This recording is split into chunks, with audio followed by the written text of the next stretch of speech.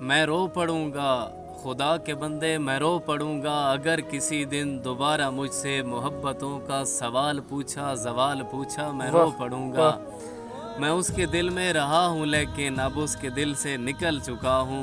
वो अपने रास्ते चला गया है, मैं अपने रास्ते चला गया हाय हाय हूँ। हाय। अब इससे ज़्यादा कोई भी मुझसे सवाल पूछा, मैं रो पड़ूंगा।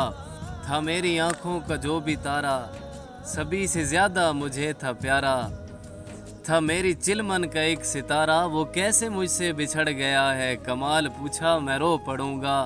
खुदारा अब भी है मेरी चाहत, वो चाहे मुझसे बिछड़ गया है। खुदारा सुन ले कभी भी उस पर जवाल आया, मैं रो पड़ूंगा।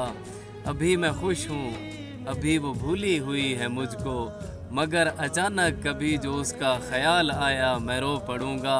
वो उसके होंठों की मुस्कुराहट, वो उसके चेहरे की रोशनी पर, कभी खुदाया जो इन अंधेरों का जाल आया, मैं रो पड़ूंगा। वाह वाह।